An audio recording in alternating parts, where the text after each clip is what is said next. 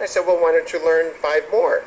No, we have to wait for the teacher to go with the list through us. No. With your friends, you can sit down and use the words together. Give synonyms. Mark the page when it's your word, when you say, yes, I know this word. And look for opposites. Remember, malign? Benign, it's something nice. Benign, it's not harmful. Malign, harmful. Benign, not harmful. Remember, this video seeks to fill a void. There is a lot of information that says some people do not accept the information, do not receive the information unless there's some visual or active component. Let's go. So, when there's a change, maybe they'll listen a little bit better, okay? So, what is it about being an ambassador for your city and being curious, like, I wonder what this thing is back here? How does this lead to a higher score on your SAT? Well, if you get into practice looking around and trying something different, if you take a different route home, you'll get into a practice of looking at every problem in a new way. And this will raise your SAT score. Okay? The other way to bring words into your life is to receive them on your cell phone.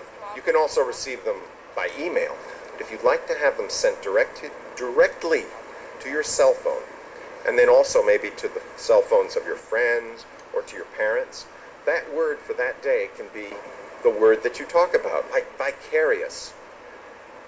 The man with the broken leg looked at the TV and watched the ski race. It was a vicarious experience for him. He couldn't participate, but he did through his mental ability. He was able to think about being there. It was vicarious enjoyment for him. He couldn't partake of it, but he enjoyed being there. Let's find out about this plaque. Aha, Merle Fogg. So West Enfield in Maine, and he died somewhere in West Palm Beach. This is Merle Fogg. What do we see here? The square this time has a length of 10. That looks just like this one. One side is 10.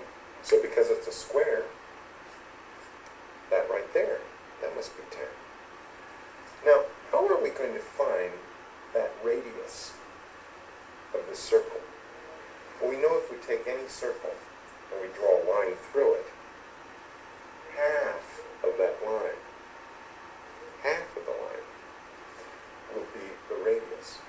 So, how about if we draw it like this? If we drew any other line, we wouldn't know exactly what half of the line is. But this one we do, because there's that special formula. And they give the formula in the beginning of these tests. They always have a little series of little boxes for you to look at.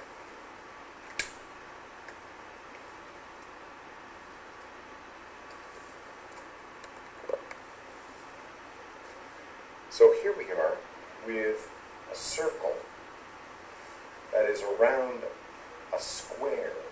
The circle is bigger than the square. The circle